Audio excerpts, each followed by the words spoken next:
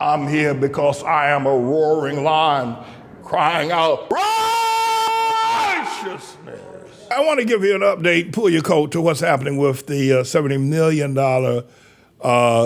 lawsuit that we have filed against a combination of sources, one being the city of New York and Mayor Eric Adams, the other being the Mellon Bank and the 1998-2 Trust Company, those three, which we are filing for $23 million from each one of those entities, bringing us to a total of $70 million for the civil rights violation. Now, this is not a racist civil rights violation. It's just that my freedom of speech has been attacked, curtailed. My freedom of religion has also been attacked, curtailed, viciously attacked. My life has been threatened. The ministry has been threatened, all stemming from this illegal, this unjust, I should say, discriminatory, predatory tax lien law that allowed the Department of Environmental Protection, Department of Finance of the City of New York to sell a lien for $36,000 back in 2002 to the Mellon Bank. And this procedure, this law action has been going on for the past 20 years. It's not a racial civil rights. My freedom of speech has been greatly curtailed. And of course, if you want to read the entire brief, of complaint rather, it's not a brief, want to read the entire complaint that we filed, you can go to PACER, which is a program where you can read court docket numbers. Our case number is 23 CV 2352. But I wanted to give you a bit of an update as we are preparing for this continual battle.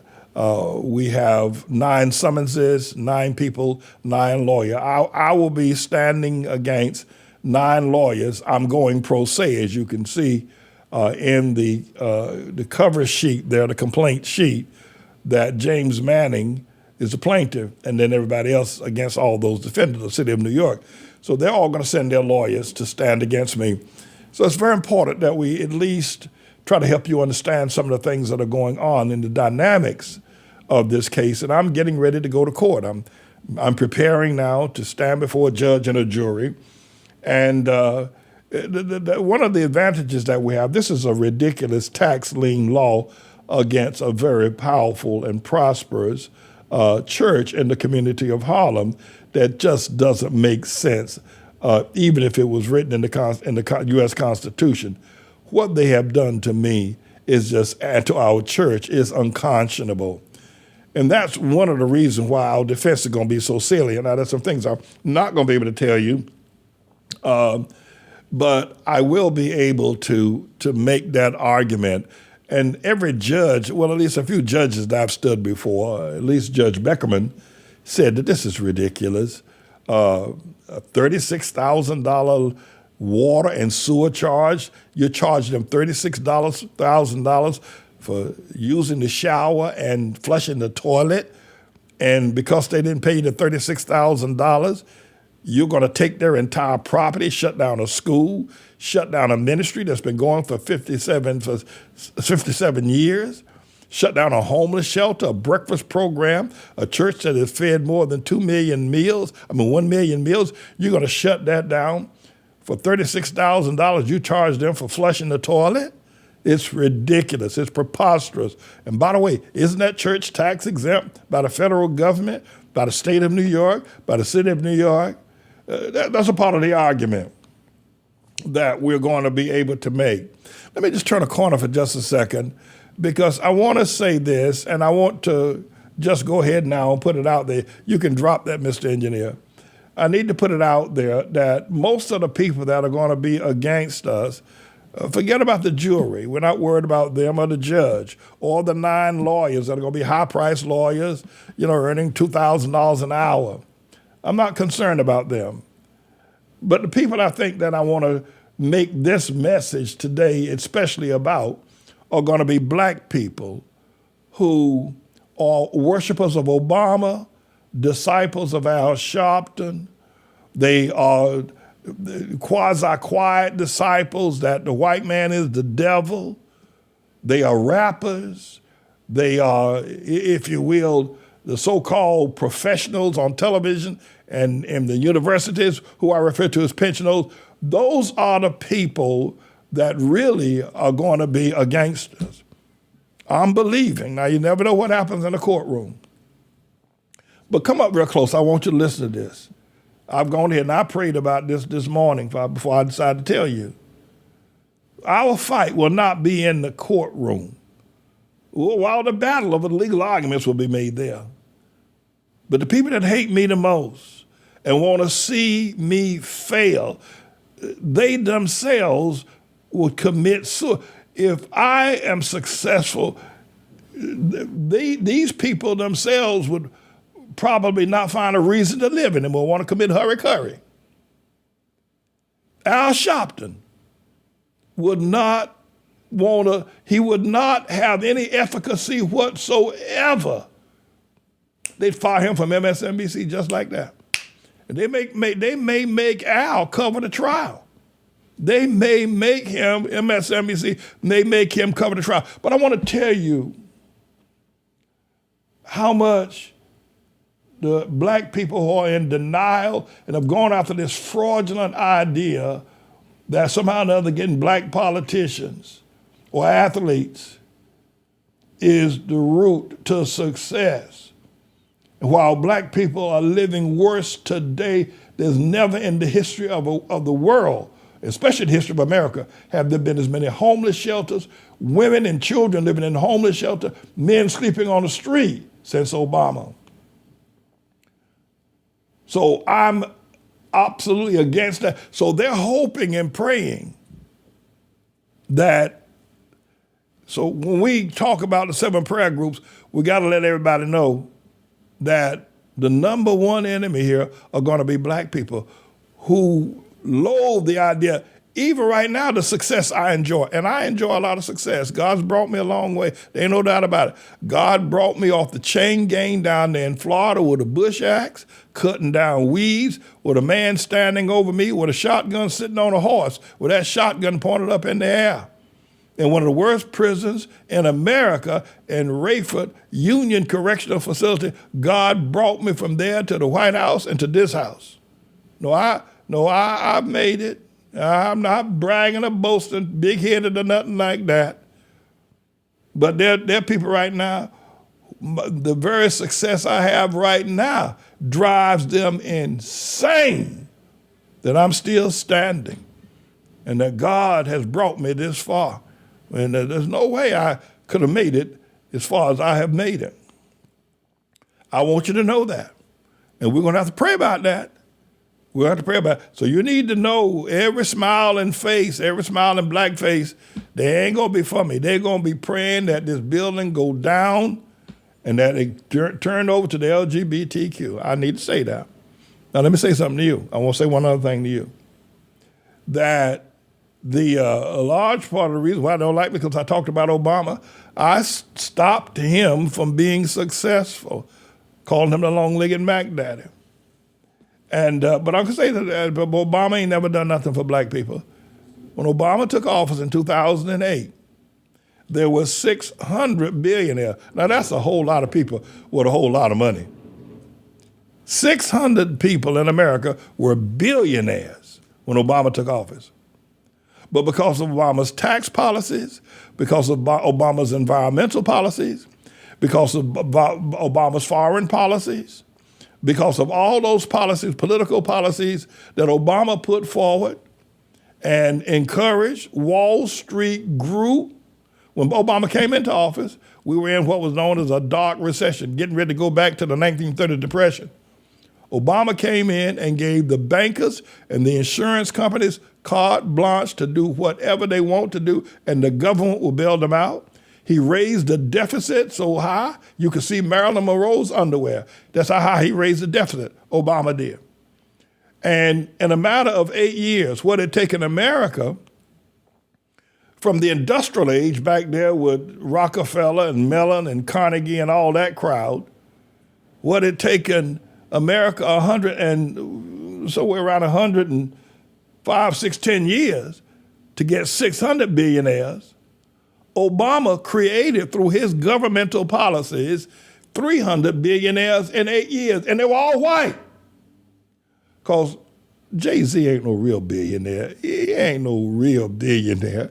Even, Kanye West ain't they ain't a real billionaire. Not really. I mean, Rihanna you'll believe Rihanna ain't no billionaire. If you just count up all the things that you could attribute to her, like, for instance, when Trump wants to borrow money, he raises the value of his properties.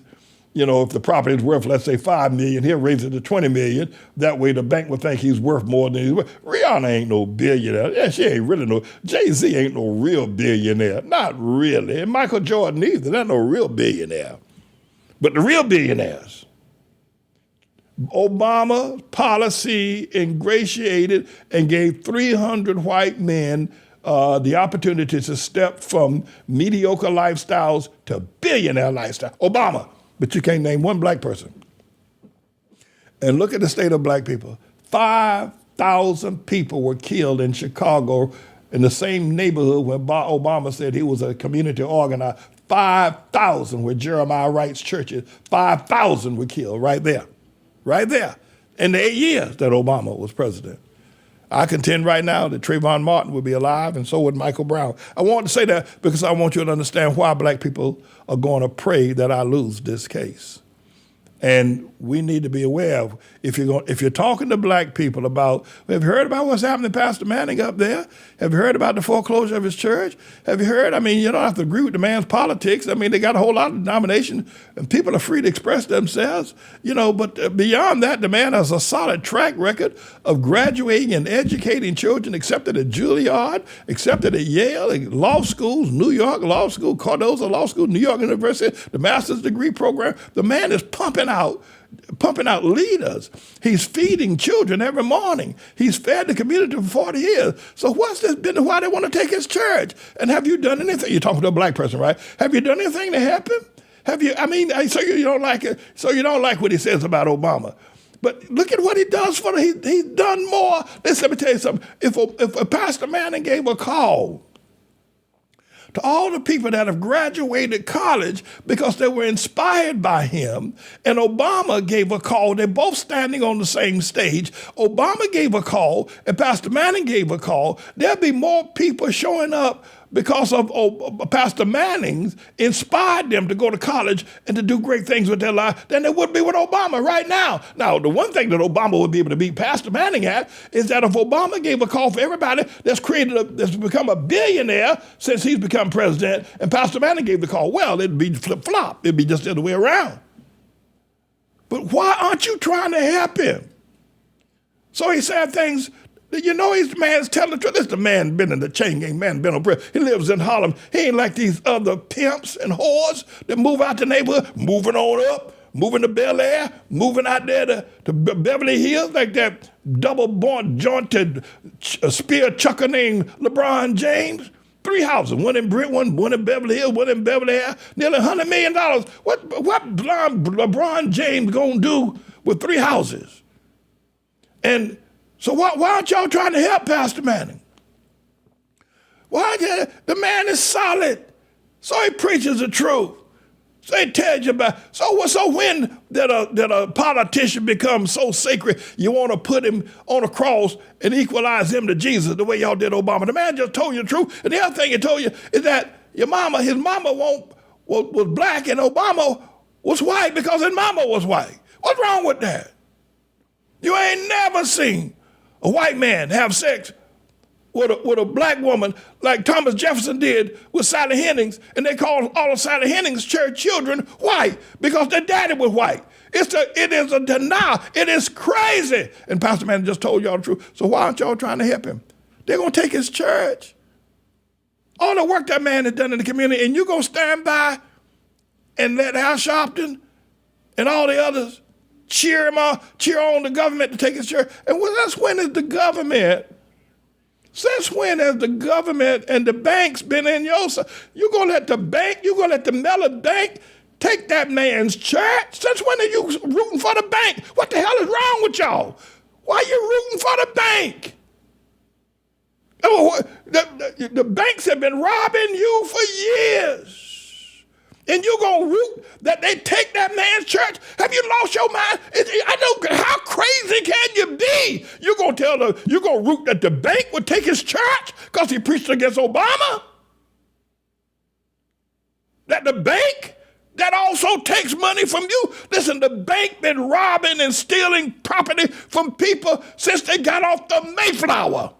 And you're going to stand there and let the Mellon Bank fight Pastor Manning. Look at you. Ain't you something? Ain't you something? You know, the other thing about this is that these tax liens, I'm not the only one, that these Mellon Bank has been taking property and breaking poor people for years. And the banks have the power to do that. They can, when you have the power to tax is the power to destroy. And everybody knows that. And so one of the reasons why they're going to fight me so tenaciously, but I'm going to win. Because if I win, we're going to uncover, well, now how many other people churches have y'all taken? I'm dealing with a man right now that they took his church and they didn't even tell him. They didn't let him know about the court proceeding. And they were getting ready to do that to me back in 2015. They had put up an auction to sell this building in 2015, and I just happened to get word of it. 2 weeks after I didn't get the building would have been sold. There's a church right there right now in Harlem that they did that to last week. But there's been thousands of houses they've taken. A little old water bill, taxes on the house that didn't get paid. Man lost his job. They took his house. He had over $30,000, $40,000, $100,000 in equity in there. They took his house, put him in the street, tearing down the potential of generational wealth among certain classes of people. And this victory is going to uncover that. The city of New York has more to lose, and the Mellon Bank has more to lose than I do, and I've got the world to lose. But this victory is going to expose what they have been doing to poor people for years. Poor people came for. We spent over $700,000 in legal fees. Most people, black people don't have that kind of money. They just don't have it. And most preachers, if they're in a church, the people, if they could, like Dr. Earl Johnson lost his church over the Mount Moriah Baptist Church on Fifth Avenue. He couldn't rally the people. The people just had church people can be something. You ain't dealt with nobody. You deal with church people. And if you can't rally them together, and so most people don't have the money to fight like I've been fighting. I've been fighting City Hall, the lawyers, the bank. I've been fighting Mellon Bank for years. But most pastors and people don't have the money to do what I've done. And so that's where their property gets lost and nobody comes their aid. And you got all these church groups, got the Council of Churches of New York, you got the American Baptist Church. They don't care. And not only do they don't care, but they don't know what to do. They don't know whether to sit on the stool and flush it or go blind. These leaders of the American Baptist churches or the Council of Churches, they don't know what to do. They're just puppets put there by the devil. And they're scared to fight the powers that be. They're scared to fight City Hall.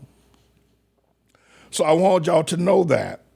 But the law itself is discriminatory, predatory, and we want to find out, well, just how many people's church property have y'all taken over the last 15 years by an unjust law? And if the law was unjust and discriminatory, you got to get these people their property back, or you got to pay them. Now, this is a big one. This is a big one. So that's big thing number two. Big thing number one is that you're going to be amazed at the number of black people that hate my success. I'm a successful man. I came up out of North Carolina, out of the cotton fields, out of the tobacco fields, walking barefoot down there in North Carolina. I came to New York, and I've made a name for myself. I've come to New York, and I've helped people. I have. And everybody just can't appreciate that. They just can't appreciate the fact that God has allowed me to go where a lot of other people have never been able to go. And so the way they respond to that is to pray I lose the church. That way I become diminished. I become a nobody. Should I lose this property and lose this church? And then I become a nobody, then they can feel, well, you're less than us now, or we whatever. But even if I lost the church, I still, and I don't mean to be boastful. God forbid. I want to say this as humble as I possibly can. I need to try to get the message out today. Why black people are not coming to help me is because of their intents, if you will, that the worship of blackness. And they're just unable to deal with the fact that I've made it. No, I ain't become no mega church. So what the heck is all that all about? That ain't nothing. There's a woman I can let you listen to her. She said, Pastor Mann has reached more people than Dr. King. I can let you listen to her. She'll tell you. As much as she loves Dr. King, Pastor Mann has reached a whole lot more people than Dr. King. And she's right. I built something that none of them have built. She's right. She'll tell you. You've heard it before. That's reason number one. And reason number two, in spite of the fact that black people are cheering and praying that I lose, and they're not going to come help. They ain't going to come help. They're going to walk by this church, or they're going to hear about it online and read about it in Georgia, but they ain't going to come help. But the other thing is that I'm going to help them. No, I am. I'm going to help all the people who lost their houses years ago, now living in shelters, because the bank took their properties because they didn't have anybody to stand up and fight for them. Well, I'm going to fight. I'm going to take the fight back to 12 years ago when they lost their property. I just want to win this one first. When I win this one first, then it is on. Plus, we're going to do a whole lot of other things as well. I want to be able to share that with you as we get prepared now for all of the battles that lie ahead of us. Stay tuned, everybody. There's more to come.